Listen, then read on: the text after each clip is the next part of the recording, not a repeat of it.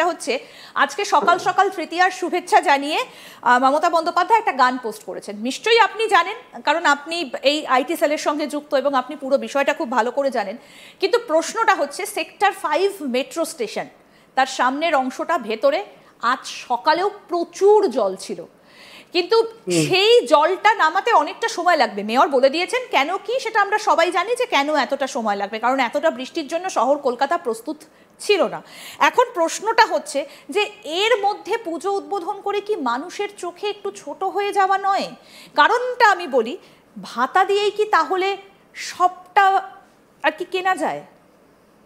না, আপনি রাজ্য সরকারের সাথে মিডিয়ার তুলনা করলাম বলে অবাক হলেন। এখন আপনি এই প্রশ্নটার মধ্যে যে তিনটে তুলনা করলেন, আমি বিশ্বাস আপনার সব দর্শক একসাথে অবাক হয়েছে, বিশ্বাস করুন। এই যে আপনি প্রশ্নটা করেছেন না, মানে আমারও বিরাট হাসি পাচ্ছে শুনে। প্রথম কথা হচ্ছে, সল্টলেক স্টেশনের সামনে জল জমেছে, মানুষের যন্ত্রণার শিকার হচ্ছেন মানুষ। আমি সেক্টর 5 বললাম, তার কারণটা হচ্ছে যে এই যে সেক্টর 5 এর যে আইটি সেক্টর, এটা তো মমতা বন্দ্যোপাধ্যায়ের একটা স্বপ্নের জায়গা। তিনি বারবার করে আইটি সেক্টরের কথা তুলে ধরেন। সেই আইটি সেক্টর সংলগ্ন যে মেট্রো স্টেশন, আমি সেই জন্য আর কি সেক্টর 5 এর কথাটা বললাম অ্যাজ আ এক্সাম্পল। এবং তার সঙ্গে আপনি ভাতাটাও জুড়ে দিলেন। এবার আমি আপনাকে একটা কথা জিজ্ঞেস করছি, আপনি আমার একটা কথা বলুন। সেটা হচ্ছে সেক্টর 5 এর ওখানে যে জল, আমি বলছি কালকে যেমন আপনার সাংসদিকরা গোটা কলকাতার রাস্তায় ছিল, আমিও কালকে গোটা দিন কলকাতার রাস্তায় ছিলাম। উত্তর কলকাতা, পূর্ব কলকাতা, দক্ষিণ কলকাতা সবটা কালকে আমি ঘুরেছি। আমার প্রোগ্রাম ছিল, প্লাস কিছু কাজকর্মের জন্য আমায় যেতে আসতে হয়েছে।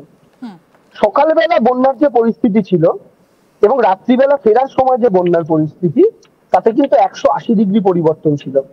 সকালবেলা যে রাস্তাগুলো দিয়ে হেঁটে গাড়িতে যাচ্ছিলাম, সেগুলোতে যে পরিমাণ জল দেখেছিলাম, সন্ধ্যেবেলা যখন রাত্রিবেলা 9টা-10টা নাগাদ ফিরছি, তার মধ্যে 90% রাস্তায় দেখেছি একদম জল নেমে গিয়েছিল ফেরার সময়।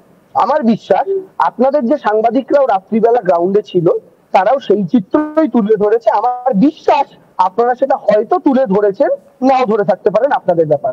এবং আজকে এই মুহূর্তে কলকাতার 3-4% জায়গা আছে একদম নিচু জায়গা, সেগুলোতে হয়তো কিছু কিছু জল রয়ে গিয়েছে, কিন্তু 97-98% কলকাতা কিন্তু জলমুক্ত হয়ে গিয়েছে। নতুন করে বৃষ্টি যদি আর না আসে, তাহলে কলকাতা আর কোনো সমস্যার মধ্যে পড়বে না। এবার আমি আপনাকে একটা কথা বলি, এইবার যে বন্যাটা হলো, সেই বন্যায় এইবার যে গোটা ভারতবর্ষ জুড়ে অতিবৃষ্টি, সেই বৃষ্টিতে ভারতবর্ষের একটা মেগাসিটির নাম বলুন যে মেগাসিটি ডোবেনি। মুম্বাই, দিল্লি, হায়দ্রাবাদ, ব্যাঙ্গালোর, সুরাট, আহমেদাবাদ। এবং শুধু ডোবা নয়, আমি একটু আগে একটা তথ্য দেখছিলাম, মুম্বাইতে টানা 3 দিন মুম্বাই শহর অবরুদ্ধ ছিল। মুম্বাই শহরে কতটা বৃষ্টি হয়েছিল জানেন? 550 মিলিমিটার বৃষ্টি হয়েছিল 81 ঘন্টায়। ঠিক আছে? আচ্ছা, 550 মিলিমিটার বৃষ্টি 81 ঘন্টায় হওয়া মানে কি? প্রতি ঘন্টায় 6.7 মিলিমিটার বৃষ্টি, অর্থাৎ আপনি রাউন্ড ফিগারে ধরুন 7 মিলিমিটার বৃষ্টি। ঠিক আছে, 7 প্রতি ঘন্টায়। মুম্বাই শহর 5 দিন জলমগ্ন ছিল, 5 দিন, প্রতি ঘন্টায় 7 মিলিমিটার। আর কলকাতায় সেটা কি হয়েছে? কলকাতায় ওই চিত্রটাই আমি যদি আপনাকে বলি, 300 মিলিমিটার বৃষ্টি হয়েছে 4 ঘন্টায়। অর্থাৎ 4 ঘন্টা কত? 4 ঘন্টা 75 মিলিমিটার। অর্থাৎ মুম্বাই 5 দিন জলমগ্ন ছিল 4 ঘন্টায় 7 মিলিমিটার বৃষ্টি সহ্য করতে না পেরে। আর কলকাতা 4 ঘন্টায় 75 মিলিমিটার বৃষ্টি সহ্য করে 12 ঘন্টায় কলকাতা শহর জলমুক্ত হয়ে গেছে। আমাদের শহরবাসীর গর্বিত হওয়া উচিত যে আমরা এই সরকার, এই পৌরসভার আন্ডারে এই রাজ্যে থাকি। এই 4 ঘন্টায় যদি 300 মিলিমিটার বৃষ্টি, আমি কালকে ভিডিওতে বলেছি, যদি গুজরাটে হতো অমিত শাহের টাক অব্দি ডুবে যেত, যদি দিল্লিতে হতো নরেন্দ্র মোদীর দাড়ি অব্দি চুবে যেত, আর যদি মুম্বাইতে 4 ঘন্টায় এই বৃষ্টিটা হতো, তাহলে শিবসেনা যে জোট সরকার গঠন করেছে প্রতিটা পার্টির টপ লিডার জলে ভেসে যেত। এই অন্য কোন শহরের ভারতবর্ষের 4 ঘন্টায় 300 মিলিমিটার বৃষ্টি সহ্য করার ক্ষমতা নেই। কলকাতা শুধু সহ্য করেনি, কলকাতা শুধু সহ্য করেনি, কলকাতা তার পুজো মণ্ডপ গুলোকে বাঁচিয়েছে, কলকাতা তার পুজোর ব্যবসাগুলোকে বাঁচিয়েছে, এবং কলকাতা তার যে সিস্টেম, সেই সিস্টেম দেখুন। কলকাতা তো আমরা প্রত্যেক বছরই এটা শুনে আসি, কলকাতার আকৃতিতে আমরা প্রত্যেকে জানি এটা গামলার মতো ফলে জল জমবেই, পাশের রাজ্যের জলও আসবে, ওইদিকে প্রতিবেশী দেশের জল। এত কিছু বাঁচিয়েছে কলকাতা, কিন্তু ওই 9 জন মানুষকে বাঁচানো গেল না। এটা খুব খারাপ লাগছে। দেখুন দুর্ভাগ্যজনক ঘটনা, যে দুর্ভাগ্যজনক ঘটনা, 9 জনকে যদি বাঁচানো যেত তাহলে হয়তো এতগুলো প্রশ্নই উঠতো না। না অ্যাকচুয়ালি না, তারপরেও প্রশ্নটা উঠতো, কারণ আপনাদের তো শোটা করতে হতো। আমি সেটা বলছি না, আমি বলছি দেখুন যে 9 জনকে বাঁচানো গেলে সত্যিই ভালো হতো। 9টা মানুষ যদি দুর্গাপুজো দেখতে পেতো, 9টা মানুষ যদি এনজয় করতে, বলিনি 9টা মানুষ 9টা দেখুন, আপনারা তো কোনোদিন আমার সাথে পুজোর আড্ডা দেওয়ার জন্য আমায় করবেন না, আপনারা প্রশ্ন করার জন্যই করবেন, এবং সেটার জন্য গতবারও করেছেন, এবারও করেছেন, এবং আই ডোন্ট মাইন্ড, কারণ আমার কাজই এটা, আপনাদেরও কাজ প্রশ্ন করা, আমার কাজ উত্তর দেওয়া। আমি যেটা বলছি, 9 জনকে বাঁচাতে পারলে, 9 জন যদি বেঁচে থাকতেন, 9 জন যদি তারা পরিবারের সঙ্গে পুজোটা দেখতে পাচ্ছে, সত্যি খুব আমরাও আনন্দ পেতাম। 9টা মানুষ, 9টা প্রাণ, মুখের কথা নয়, 9টা পরিবার ভেসে যাওয়া, যে ফল বিক্রেতা থেকে শুরু করে যারা চলে গিয়েছেন।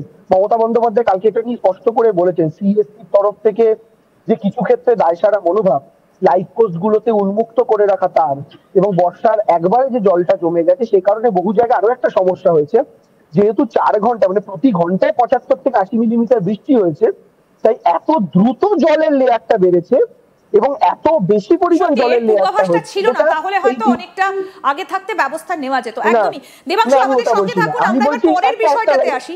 দেবাংশু, আমি একটা লাইন জাস্ট বলিনি, সেটা 300 মিলিমিটার বৃষ্টি যদি ধরুন 3 দিন ধরে হতো, তাহলে যেটা হতো যে জল একদিকে জমছে আর একদিক থেকে ক্লিয়ার হচ্ছে। কিন্তু এটা যেহেতু ক্লিয়ার, প্রথম কথা আপনি জানেন মধ্যরাত্রে এই ঘটনাটা ঘটেছে, ঠিক আছে, মানে আমি আপনি প্রত্যেকে ঘুমিয়েছি, সকালে উঠে দেখেছি এই অবস্থা হয়ে গিয়েছে, এবং এই 4 ঘন্টায় এতটা। এটার জন্য মুশকিল যেটা হয়েছে, বহু ইলেকট্রিকের পোল এবং যেসব জায়গায় ইলেকট্রিকের আপনার ওই মেশিন পত্রগুলো লাগানো থাকে লাইট পোস্টে মাঝামাঝি করে, ওগুলো জলে চুবে গেছে। ওগুলো জলে চুবে যাওয়ার জন্য না একটা এরিয়া ইলেকট্রিফাইড হয়ে গেছিল। ফলে এটা সত্যি সত্যি একটা ভয়ঙ্কর ঘটনা ঘটেছে, যেটা হয়তো এত কম সময়ে অতিবৃষ্টিটা না হলে হতো না। একদমই। দেবাংশু, আপনি আমাদের সঙ্গে থাকুন। এবার যে বিষয়টা নিয়ে আমরা আলোচনা করব, 3টে প্রশ্ন আমরা দেবাংশুকে অলরেডি করেছি, আরো 3টে প্রশ্ন রয়েছে আমার কাছে, 6টা থেকে 7টা প্রশ্ন করব দেবাংশুকে, শুরুতেই বলেছিলাম। কিন্তু একটা বিষয় ভীষণভাবে উঠে আসছে, রাজ্যের বিরোধী দলনেতা শুভেন্দু অধিকারী বারবার আক্রমণ করছেন। তিনি বলছেন যে এই যে মহালয়ার আগে পুজো উদ্বোধনের হিড়িক, এটা কি কোথাও একটা সাপ? সেই কারণেই কি এই ধরনের একটা ঘটনা ঘটলো? লোকে বলছে মমতা বন্দ্যোপাধ্যায়ের পাপ আর মা দুর্গার সাপ, যার জেরে কি এই ঘটনা। আসুন এবার সেদিকে একটু নজর। একটা বক্তব্য সামনে রেখেছেন, তিনি বলছেন যে মহালয়ার আগেই এই পুজো উদ্বোধন, তাই নাকি এই ধরনের ঘটনা ঘটছে একটা সাপ। কি বলেছেন শুভেন্দু অধিকারী আমরা একবার শুনবো, শুনে আপনার কাছে আসছি। আপনাকে বলি, আমরা সনাতন ধর্মে বিশ্বাস করি। দেবী মা দুর্গা, তার অভিশাপে এটা হয়েছে। পিতৃপক্ষে পুজো উদ্বোধন, হিজাব পরে পূজা উদ্বোধন মা দুর্গা মেনে নেননি। খুব পরিষ্কারভাবে আপনাদের বলছি, শনিবার দিন পিতৃপক্ষে যে 3টে পুজো উনি উদ্বোধন করেছিলেন, তার মধ্যে হাতিবাগানে হিজাব পরে, বৃষ্টি পড়লে ছাতা মাথায় রাখতো, কান বের করে রেখে কেউ